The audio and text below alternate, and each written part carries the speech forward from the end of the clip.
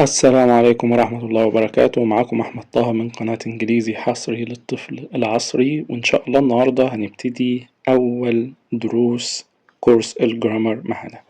طبعا في البداية نحب نشكر طبعا مس آلاء خضر صاحبة الكتاب اللي معانا دلوقتي، وهو كتاب سندباد. الكتاب جميل جدا، وإن شاء الله هنشوف الجمال بتاعه بتاع التدريبات والشرح المبسط من خلال الشرح بتاعنا. تعالوا نبتدي على طول في الشرح. أول جزء معانا وهو إزاي أسأل عن الاسم. تمام؟ في البداية خالص إحنا هنعمل طرفين، طرف الطفل وطرف تاني أيا كان أي شخص تاني، بس إحنا عايزين اتنين. واحد هيسأل السؤال What's your name؟ والطفل يجاوب عليه I am ويقول اسمه. تمام؟ بعد كده نبدل الطفل اللي يسأل وحد تاني يرد عليه، بس نعمل أسماء كتير. يعني أحمد فيقول I am أحمد، محمود I am محمود، خالد I am خالد، سارة I am سارة، أي حاجة نقول أسماء كتير. تمام؟ نعمل طرفين بحيث إنها تكون محادثة مباشرة كده ما بين اتنين، واحد يقول What's your name والتاني يرد يقول I am أحمد، وبعد كده نبدل اللي كان بيسأل يجاوب وهكذا. تمام؟ بدأ أول جزء هنعمله، تكرروا 5 مرات بخمس أسماء. في نص اليوم نكرره تاني، وفي آخر اليوم نكرره كمان مرة كده يثبت على طول. ده السؤال الأولاني. السؤال التاني How old are you؟ نفس الفكرة بتاع الاسم، طرفين، واحد هيسأل والتاني يجاوب، بعد كده نبدل الأدوار. لازم نمشي بالطريقة دي. تمام؟ عشان السؤال نفسه يثبت جملة على بعضها، تثبت في دماغنا، تكون سهلة بالنسبة لنا نسترجعها بسهولة. يبقى how old are you؟ كام العمر؟ طبعا لازم نعرف السؤال ده معناه ايه. كام العمر؟ بنرد بنقول I am والعمر بتاعنا، وبعد كده years old، ونفترض 5 يبقى I am 5 years old. لو 6 I am 6 years old. لما نيجي نتعامل مع الأرقام نشوف يا ترى هو احنا عارفين الرقم ده أصلا ولا لأ. يعني عارفين رقم 3 ما نقولوش 30 بقى 40 50، لا نجيب أرقام نكون الطفل عارفها، 1 2 3 4 5 كده 1 2 3 4 5 6. تمام؟ اللي هو يكون عارفه. طيب الجزء الأولاني الاسم What's your name ونعمل طرفين، How old are you ونعمل برضو طرفين. التالت وده هيكون سهل Nice to meet you. Nice to meet you يعني مبسوط إن أنا شفتك، سررت بمعرفتك، صدفة حلوة، صدفة جميلة. تمام؟ الرد عليه هو نفس الكلمة، بقول nice to meet you too، مبسوط إن أنا شفتك أنا كمان. تمام كده؟ برضو نكررها كذا مرة. والتكرار في الأسئلة دي في المحادثات أو الكلام اللي احنا بنتكلمه طرفين ده نكرره كتير في أي وقت، مش لازم ورقة وقلم، نكرره في أي وقت. دي محادثة عادية خالص زي ما احنا بنكرر الكلام العربي نكرره بالإنجليش برضه، مفيش مشكلة. فده الجزء الأولاني هنستفيد منه وهنفهمه كويس بالتكرار. مش عايز شرح ولا عايز أي حاجة تاني، عايز تكرار منك ومن الطرف التاني. طيب بعد كده عندي جزء الأرقام numbers 1 2 3 طلع لسانك 3 4 5 6 7 8 9 10 11 12 13 14 15 16 17 18 19 20.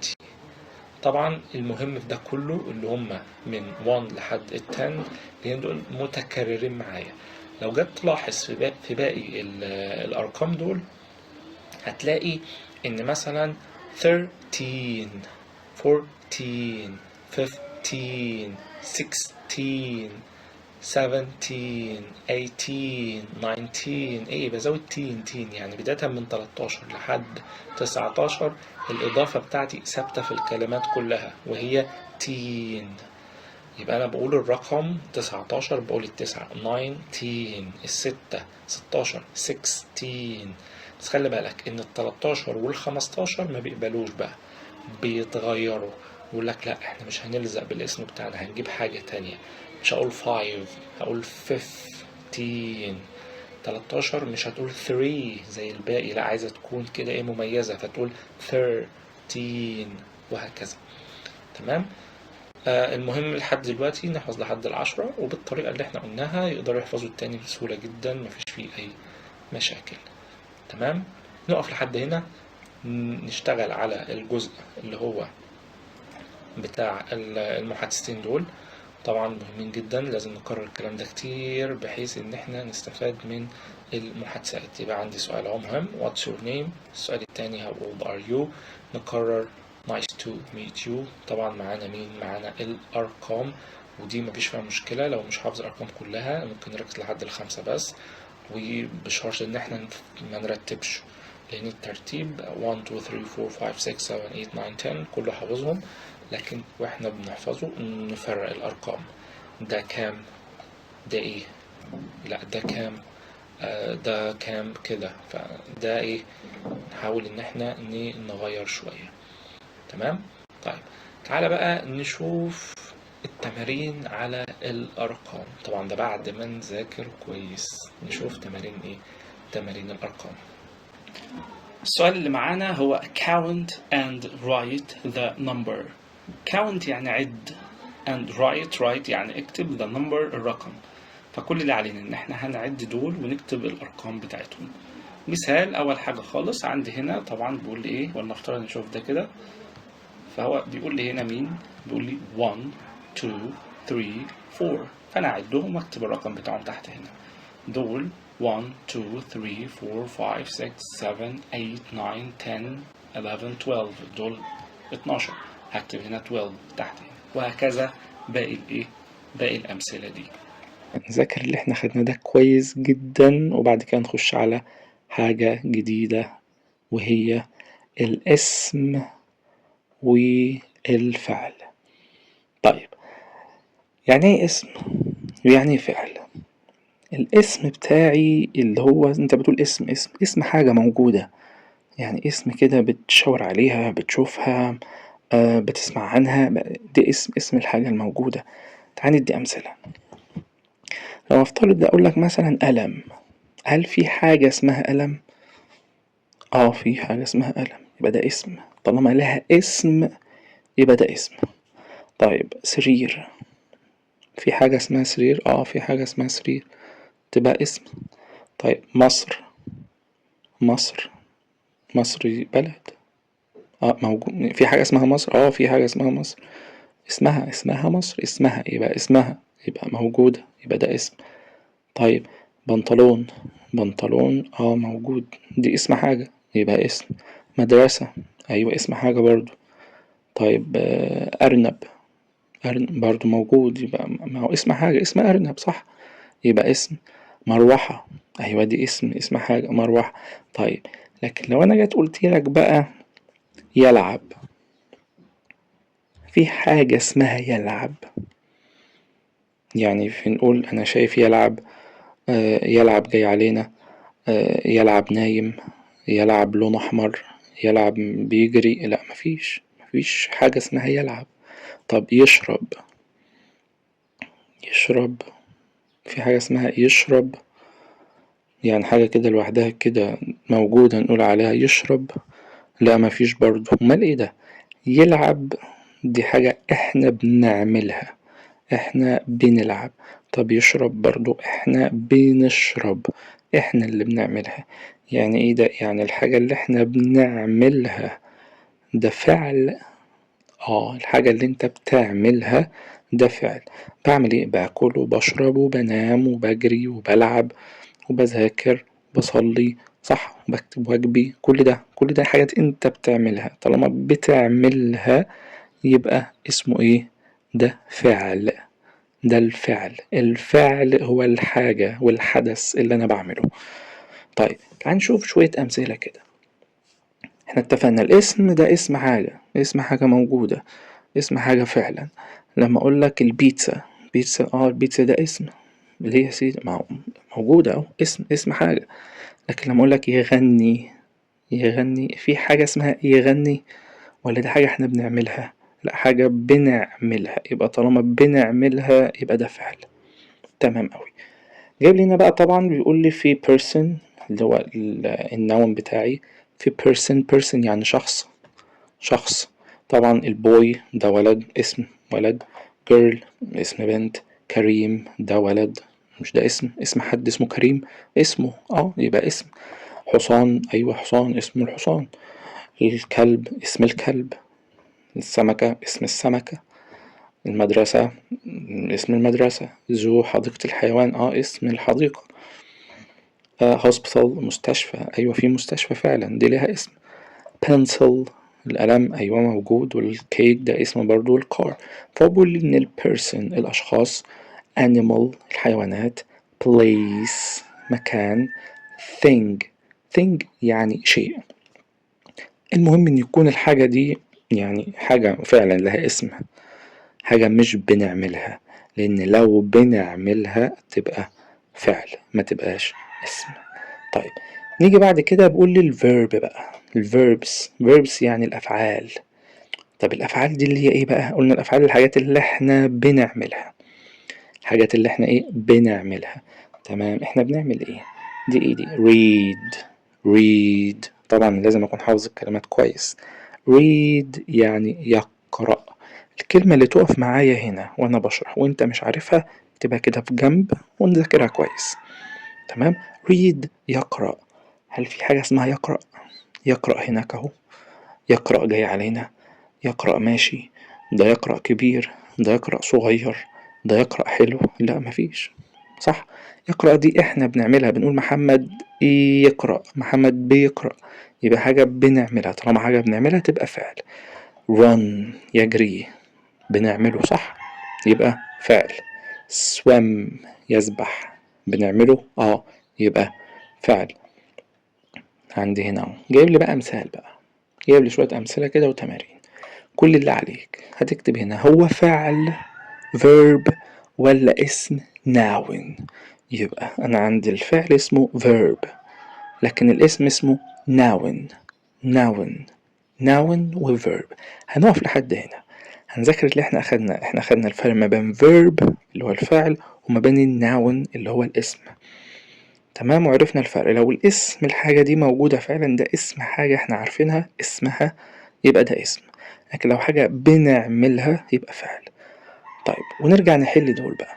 تمام، انا هكمل بس انت هتوقف الفيديو وتروح تذاكر وتيجي. تمام، لما ترجع لي بقى بسرعة كده. السؤال الاولاني what's your name. what's your name يعني ما اسمك، ما اسمك. طيب بنقول ايه؟ بنقول I am والاسم. سؤال تاني هقوله تاني السؤال what's your name، يبقى I am واسمي. تمام كويس. السؤال التاني what's your name برضو تاني، يبقى I am. طب لو واحد اسمه خالد وبقول له what's your name هيردوا لي I am خالد. تمام كويس. هسأل فيها على طول how old are you. how old are you. نسيناها، ماشي نفكر تاني. how old are you يعني عندك كم سنة، كم عمرك. وده الرد على سهل I am والسن بتاعي، وبعد كده بقول years old. طب لو 7 I am 7 years old. 6 I am 6 years old وهكذا. تمام أو حلو. طيب بعد كده ايه الفرق ما بين الاسم اللي هو الناون والفيرب اللي هو الفعل. قلنا الاسم، هجاوب أنا، الاسم ده اسم شيء، اسم شيء موجود، اسم شيء احنا عارفينه، حاجة احنا عارفينها. لكن الفيرب ده حاجة احنا بنعملها. طيب تعال نحل الأمثلة دي. المثال الأولاني بيقول لي عندي هنا طبعا احنا هنكتب لا اما الناون لا اما الفيرب. طيب معاك دقيقتين كده او دقيقة تحل فيهم الحاجات دي وانا راجع معاك بسرعة. هتوقف وتحل وانما انا هكمل. طيب هنا بيقول لي read يقرأ، يبقى ده ايه؟ يبقى ده طبعا noun. انا مش هكتب الكلمة كاملة بس هنبقى عارفين بس الان دي الناون والفي هنكتب يبقى verb.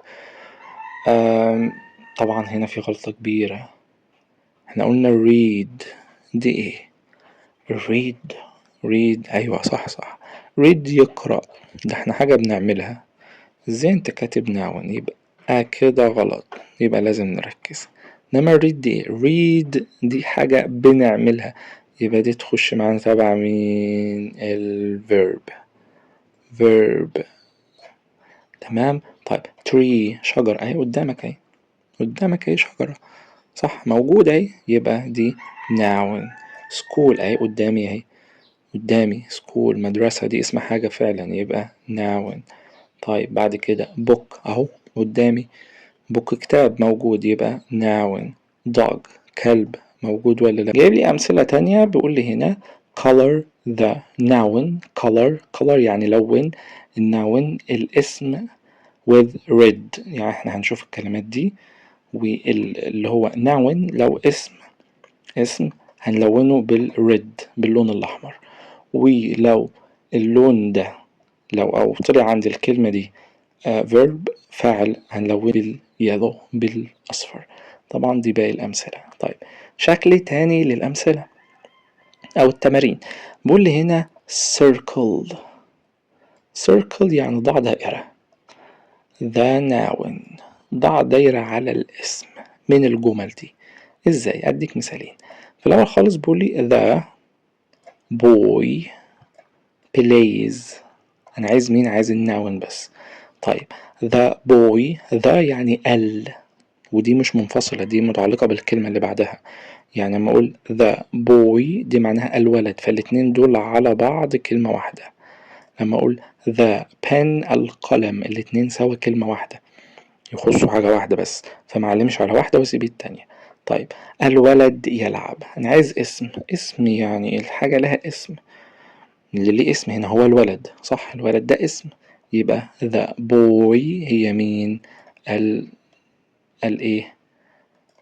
الاسم بتاعي. تمام، يبقى النون بتاعي. اللي تحتها بيقولي I have a car. I have a car، عندي هنا الاسم الكار صح، كار اللي هي الايه؟ العربية فعلا موجود. طيب the cat القطة، قلنا الاتنين على بعض بيكونوا كلمة واحدة. is pink طيب pink هنا يعني لون. طيب اللون ده موجود؟ ايوه موجود حوالينا وفي كل حتة. لا اللون لوحده، يعني ممكن نسمي اللون لون كده لوحده ويبقى اسم. طب تعال نشوف. ينفع تروح لحد تقوله أنا عايز ب2 جنيه مثلا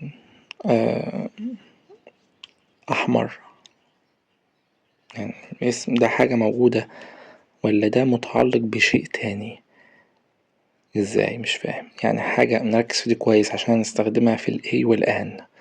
يعني هل هو حاجة مستقلة بذاته، حاجة كده لوحده كده ببص عليها أو بسمع عنها أو كده لها لوحدها كده، زي الحيطة وزي الدولاب وزي الأسد وزي النمر وكده، ولا متعلقة بحاجة تانية؟ نديك مثال تاني. لما أنا بقول تلفزيون أحمر، مين الأحمر؟ تلفزيون يعني ايه؟ يعني الكلام على التلفزيون وبوصفه إنه هو أحمر، يعني الألوان صفة ليه؟ ما ينفعش تيجي ينفع أقول أحمر بس؟ هتقول لي أول هو إيه؟ يبقى هو إيه؟ هو مش لوحده، مينفعش أقول لوحده. يبقى الصفات نفسها ما تنفعش تخش أسماء، ليه؟ هي بتساعد لكن ما تنفعش تكون اسم. ليه؟ لأن مش مستقلة بنفسها، بتيجي مع حاجة تانية. ينفع أقول مثلا أسود، هتقولي هو إيه الأسود؟ صح. لكن لما أقول لك باب، ما أنا عرفت في دماغي أهو الباب، باب دي اسم حاجة فعلا. لكن أقول لك مثلا قصير، هتقولي إيه اللي قصير؟ لازم أربطه بحاجة تانية. فالألوان ضمن الصفات هي موجودة بشوفها، بس هي مش مستقل، ده هي بتاعت حاجة تانية. لما بتلاقي قلم أحمر، فالأحمر ده القلم مش اللون لوحده. لا، لما بلاقي كراسة صفرة مثلا، ده الكراسة نفسها اللي صفرة. لما بلاقي ولد طويل، ده الولد هو اللي طويل. تمام، يبقى نركز في دي كويس، الألوان ضمن الصفات. تمام. فهنا بقى مين اللي عندي؟ هو بيقول لي هنا the cat القطة is pink، القطة تكون pink لونها pink. طيب مين الاسم عندك؟ الاسم عندي وحاجة ظاهرة، القطة، ده الاسم بتاعي. تمام. هنكمل طبعا التلاتة دول، طبعا موجود في كل درس، الحل هتلاقيه موجود في الآخر، نخلي بالنا عشان لو حبينا نراجع الحل بتاعنا ونتأكد منه إذا كان صح ولا غلط. طيب نشوف شكل السؤال اللي بعده. السؤال اللي بعده بيقول لي هنا circle the verb. circle ضع دائرة the verb على مين؟ الverb على الفعل. قلنا يعني الفعل هو الحاجة اللي احنا بنعملها. انت بتعمل ايه في الجملة؟ حاجة اللي احنا بنعملها في الجملة هو ده مين؟ الverb بتاعي. تعال نشوف. بقول لك I read a book. أنا بقرأ كتاب. انت عايز verb صح؟ طيب انت بتعمل ايه؟ بقرأ. يبقى عشان تطلع الفعل اسأل نفسك بيعمل ايه؟ بيقرأ، يبقى ده الفعل. تمام. اللي بعدها they jump high. هما بيقفزوا high عالي. بيقفزوا عالي. بيعملوا ايه؟ يقفزوا. يبقى هو ده الفعل. ليه؟ ما هم بيعملوا. طيب اللي بعدها I can count. I can count. أنا أستطيع إن أنا أعد. عندك في فعل يستطيع، يستطيع فعل، وكاونت برضو فعل. كاونت برضو فعل لأن معناه يعد، فدي حاجة أنا بعملها. أنا بستطيع دي استطاعتي، وكاونت يعد برضو ده أنا بعرف أعد. طيب بعد كده بيقول لي هنا she sings a song. هي بتغني أغنية. بتغني يبقى يغني. اشمعنى؟ لأن sings هي دي الفعل، يغني هي بتعمل ايه؟ بتغني. تمام. we listen to music. نحن نستمع إلى الموسيقى. احنا بنعمل ايه؟ بنستمع إلى الموسيقى. فين الفعل عندك؟ الحاجة اللي انت بتعملها. طب انت بتعمل ايه؟ أنا بستمع إلى الموسيقى. بسمع موسيقى. يبقى أنا بسمع. يبقى كلمة يسمع هي الفعل. listen. she washes the dishes. washes يعني بتغسل. هي بتغسل الأطباق. تعرف تطلع لي الفعل والاسم؟ الفعل سهلة. هي بتعمل ايه؟ بتغسل. يبقى بتغسل ده الفعل. تمام. هي بتغسل الأطباق. أنا عايز حاجة تكون لها اسم كده، حاجة موجودة فعلا. ايه الموجود عندك وليه اسم؟ طبق. اسم حاجة موجودة. يبقى dishes. يبقى دي الايه؟ ده الفيرب بتاعي اللي هي washes، لكن dishes هي الايه؟ الناون، الاسم.